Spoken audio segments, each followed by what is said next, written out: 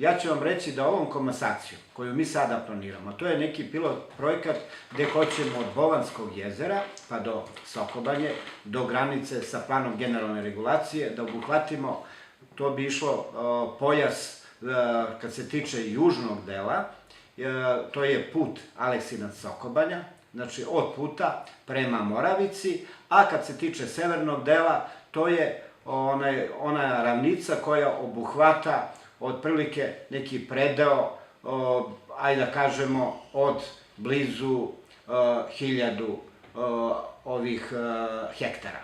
990, ja ne znam tačno koliko, baš 8 hektara.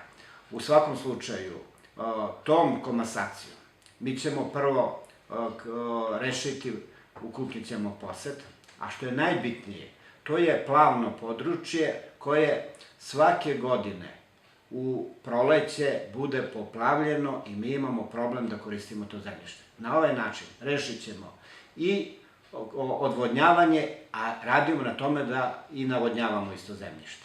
To je velika stvar, vi znate da se vremenske prilike dosta promenile na našem području, da imamo godine kad bude suše, kad prinosi zbog toga budu desetkovani, imamo godine kad to bude kišna godina, kad opet zbog poplava imamo ogromne štete. Na ovaj način to ćemo sve rešiti tako što ćemo prvo rešiti korito reke Moravice, drugo uradit ćemo saobraćajnice, gde će do svih parcela moći vrlo jednostavno da se pristupi i što je još u svemu ovome vrlo bitno, imat ćemo uređeno zemljište kao svuda na zapadu, gde se tačno vidi da prostor nema koji nije obrađen, prostor koji je maltene uređen, pravilan oblik, gde se vrlo lako stiže do tih parcela i to su sve određeni benefiti koji se dobijaju komasacijom.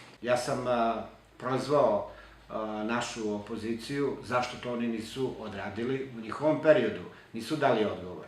Jednostavno, takav projekat je vrlo nezahvalan i nepopularan, ali na kraju svi budu zadovoljni. Oni nisu imali hrabrosti da se susretnu sa problemima, nego su bežali od problema, za razliku od nas.